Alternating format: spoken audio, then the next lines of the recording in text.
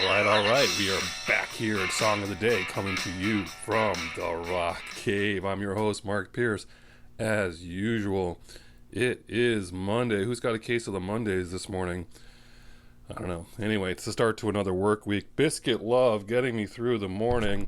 If you're in the Tennessee area of Nashville, if you don't know about Biscuit Love, you are missing out. Check it out.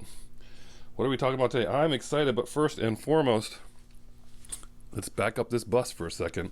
It was Record Store Day on Saturday, National Record Store Day, all kinds of cool releases, as I told you in my prior episode. And I went to Music Outlet and got my records that I wanted. First one, Reach the Beach. This one's pretty cool. Check this out. 180 gram vinyl, blue vinyl.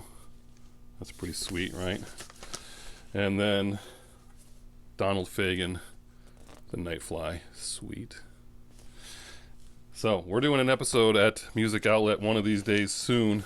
I've been talking to Gary over there, and we're going to arrange now that one of the biggest days of the year for him is over. We're going to get up there and do a show from my old stomping grounds, and I look forward to that. Speaking of looking forward to things, I've been looking forward to today. I had to scan season 1 of The Rock Cave because I wasn't sure that I had done this record, and I was in disbelief, but it looks like it's true. One of my favorite albums of all time, and we were talking about perfect albums recently and posting about that, about records that we thought were perfect, and this one is one of those for me. We were actually posting also about albums that were perfect save for one song.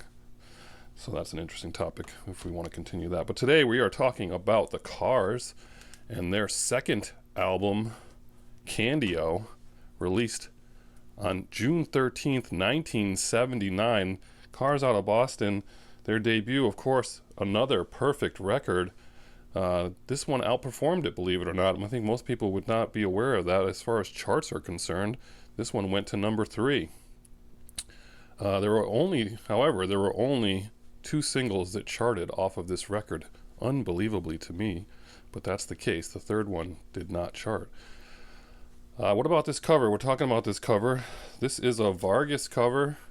Everyone knows who that is, but this model posed specifically for this cover. He was 83 years old at the time when he did this drawing, and his daughter was a fan of the Cars' debut record and convinced him when the band approached him to do it, and he did. They got a model to go to a Ferrari dealership and pose on there. That's a Ferrari on the cover there. You can't tell by the drawing. It's a 365 GTC4 on this expanded edition. I'll post the picture, though you can see the actual model posing on it. Who is that model? It just so happens her name was Candy Moore.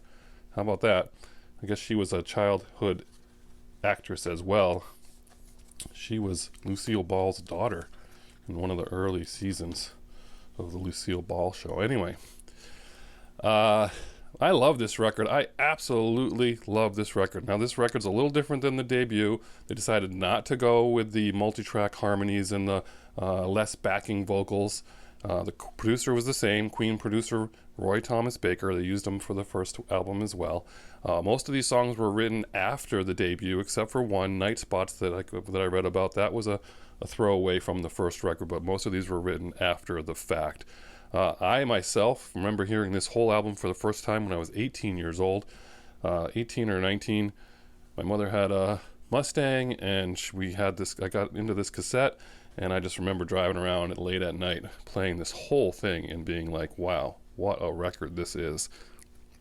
Every single song to me is listenable and really, really good, and I love this record. I've played this record tons and tons and tons of time, and to this day I still play it front to back. I know there's a few out there that are fans out there. So what are we talking about for songs?